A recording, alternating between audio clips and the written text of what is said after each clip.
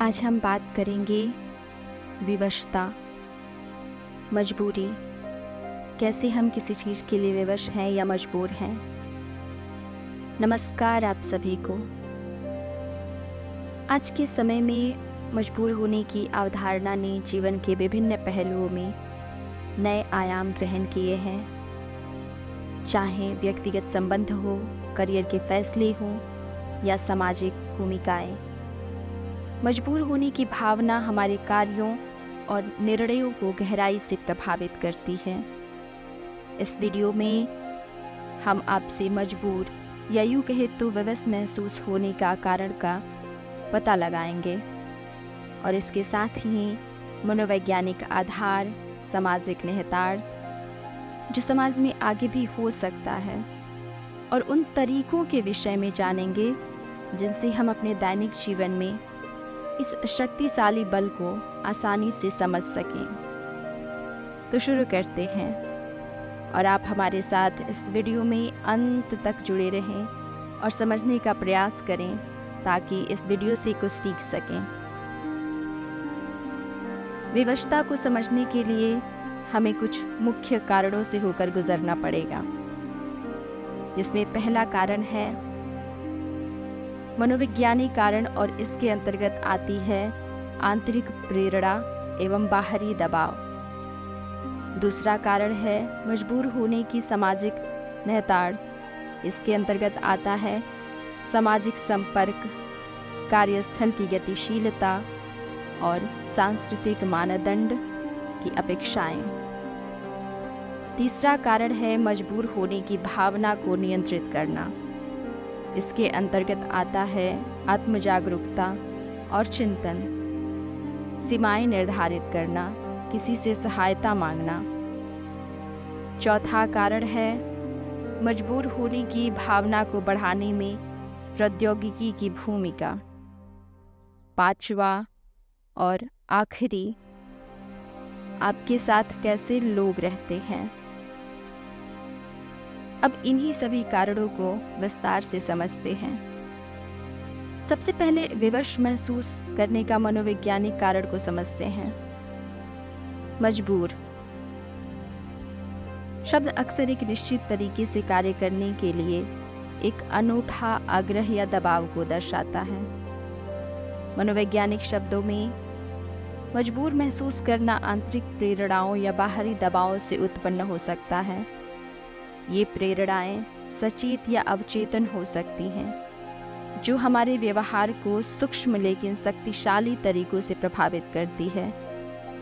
मजबूर महसूस करने के पीछे के मनोविज्ञान को समझने में मानवीय प्रेरणा, सामाजिक कंडीशन और भावनात्मक प्रक्रियाओं में गहराई से जाना शामिल है। आंतरिक प्रेरणाएं।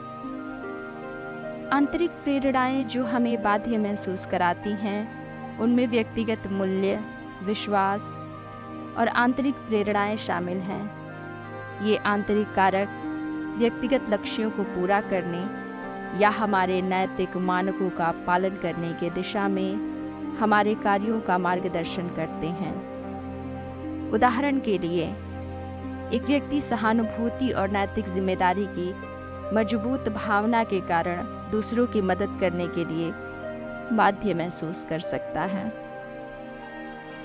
बाहरी दबाव। बाध्य महसूस करने वाले बाहरी दबाव सामाजिक अपेक्षाओं, सांस्कृतिक मानदंडों और पारस्परिक संबंधों से आते हैं। ये परिवार, कार्य जिम्मेदारियां या सामाजिक कर्तव्यों के प्रति दायित्वों के रूप में प्रकट हो सकते हैं। 2024 में डिजिटल युग सोशल मीडिया के माध्यम से इन दबावों को बढ़ाता है, जहां व्यक्ति अक्सर ऑनलाइन व्यक्तित्व या सामाजिक रुझानों के अनुरूप होने के लिए बाध्य महसूस करता है। मजबूर होने के सामाजिक निहितार्थ। समकालीन समाज में मजबूर होने की धारणा के महत्वपूर्ण निहितार्थ हैं। यह आकार देता है कि व्यक्ति एक दूसरे के साथ कैसे बातचीत करते हैं, कार्यस्थल की गतिशीलता को प्रभावित करते हैं और व्यापक सामाजिक संरचनाओं को प्रभावित करते हैं। सामाजिक संपर्क। बाध्य महसूस करना रिश्तों में कर्तव्य या दायित्व की भावना पैदा करके सामाजिक संपर्कों को प्रभावित करता है। जब व्यक्ति एक दूसरे का समर्थन करने और देखभाल करने के लिए बाध्य महसूस करते हैं तो यह बंधन को मजबूत कर सकता है। हालांकि अगर ये भावनाएं परस्पर नहीं मिलती हैं या व्यक्ति अपेक्षाओं के बोझ से दबे हुए महसूस करते हैं तो यह तनाव और नाराजगी का कारण भी बन सकता है। कार्यस्थल की गतिशीलता। कार्यस्थल पर बाध्य महसूस करना उत्पादकता और नवाचार को बढ़ावा दे सकता है। जब कर्मचारी एक साझा दृष्टिकोण या मिशन से प्रेरित होते हैं, इसके विपरीत अगर व्यक्ति अवास्तविक मांगों या विषाक्त कार्य वातावरण के कारण अत्यधिक काम करने के लिए बाध्य महसूस करते हैं तो यह बर्न आउट और विघटन का कारण बन सकता है। 2024 में नियोक्ता एक स्वस्थ और प्रेरित कार्यबल बनाए रखने के लिए इन गतिशीलता को संतुलित करने की आवश्यकता को तेजी से पहचान रहे हैं। सांस्कृतिक मानदंड और अपेक्षाएं। सांस्कृतिक मानदंड बाध्य होने की भावना को बहुत प्रभावित करते हैं। विभिन्न संस्कृतियों में पारिवारिक भूमिकाओं, करियर पंथों और सामाजिक व्यवहारों के बारे में अलग अलग अपेक्षाएं होती हैं। ये सांस्कृतिक दबाव व्यक्तियों के निर्णयों को आकार दे सकते हैं। अक्सर उन्हें सामाजिक मूल्यों के साथ संरेखित करने के तरीकों से कार्य करने के लिए मजबूर करते हैं, भले ही वे व्यक्तिगत इच्छाओं के साथ संघर्ष करते हों। मजबूर होने की भावना को नियंत्रित करना। जबकि मजबूर होने की भावना सकारात्मक कार्यों और सामाजिक सामंजस्य को प्रेरित कर सकती है। व्यक्तिगत कल्याण और स्वायत्तता को बनाए रखने के लिए इस बल को प्रभावी ढंग से प्रबंधित करना और नियंत्रित करना महत्वपूर्ण है। आत्मजागरूकता और चिंतन। आत्मजागरूकता विकसित करना और नियमित चिंतन में संलग्न होना व्यक्तियों को यह समझने में मदद कर सकता है कि वे कुछ तरीकों से कार्य करने के लिए क्यों मजबूर महसूस करते हैं। इन भावनाओं के स्रोतों की पहचान करके, चाहे आंतरिक या बाहरी, व्यक्ति अधिक सूचित निर्णय ले सकते हैं जो उनके सच्चे मूल्यों और लक्ष्यों के साथ संरेखित होते हैं। सीमाएं निर्धारित करना। मजबूर होने की भावना को प्रबंधित करने में स्पष्ट सीमाएं निर्धारित करना आवश्यक है। इसमें दूसरों को व्यक्तिगत सीमाओं के बारे में बताना और अपनी जागरूकता और क्षमताओं के बारे में मुखर होना शामिल है। कार्यस्थल में इसका मतलब कार्यभार पर बातचीत करना या बर्न आउट को रोकने के लिए सहायता मांगना हो सकता है। सहायता मांगना।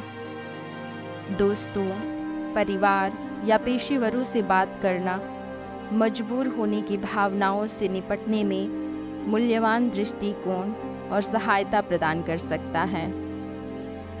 परामर्श या चिकित्सा व्यक्तियों को इन भावनाओं को गहराई से समझने, अंतर्निहित मुद्दों को उजागर करने और दबावों से निपटने के लिए रणनीतियां विकसित करने में मदद कर सकती है। मजबूर होने की भावनाओं को बढ़ाने में प्रौद्योगिकी की भूमिका। 2024 में मजबूर होने की भावना को बढ़ाने में प्रौद्योगिकी एक महत्वपूर्ण भूमिका निभाती है। उदाहरण के लिए, सोशल मीडिया कुछ खास जीवन शैली उपलब्धियों और दिखावे के अनुरूप होने के लिए लगातार दबाव बनाता है। निष्कर्षतः हम कह सकते हैं, अंत में मजबूर होने की भावना एक जटिल और बहुआयामी घटना है जो हमारे जीवन को गहन तरीकों से आकार देती है, चाहे आंतरिक प्रेरणा या बाहरी दबावों से प्रेरित हो। यह बल हमारे कार्यों, निर्णयों और दूसरे के साथ बातचीत को प्रभावित करता है। मजबूर महसूस करने की गतिशीलता को समझा कर और आत्म जागरूकता, नैतिक विचारों और सहायक रणनीतियों के साथ इसे नेविगेट करके हम सकारात्मक परिणाम बनाने और व्यक्तिगत कल्याण बनाए रखने के लिए इसकी शक्ति का उपयोग कर सकते हैं। जैसे जैसे हम 2024 में आगे बढ़ते हैं, आइए हम सहानुभूति, अखंडता और व्यक्तिगत और सामाजिक विकास के प्रति प्रतिबद्धता के साथ मजबूर होने के अवसरों और चुनौतियों को अपनाएं।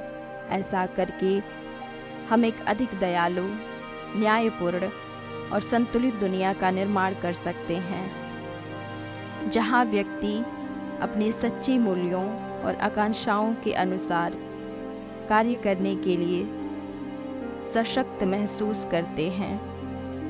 तो याद रखें, आप सभी से आग्रह है कि हमेशा सावधान रहें और विचार करते रहें, तब भी जब यह मुश्किल हो। आप कभी नहीं जानते कि आपके कार्यों का किसी और के जीवन पर क्या प्रभाव पड़ सकता है, और कौन जानता है, हो सकता है कि आप दूसरों को भी ऐसा करने के लिए प्रेरित करें। सुनने के लिए धन्यवाद सभी को। मुझे उम्मीद है कि आपको यह नैतिक कहानी उतनी ही पसंद आई जितनी मुझे इसे आपके साथ साझा करने में मज़ा आया। अगर आप इस तरह की और कहानियाँ सुनना चाहते हैं तो लाइक, शेयर और सब्सक्राइब करना ना भूलें। अगली बार तक अपना ख्याल रखें और अच्छे रहें। धन्यवाद।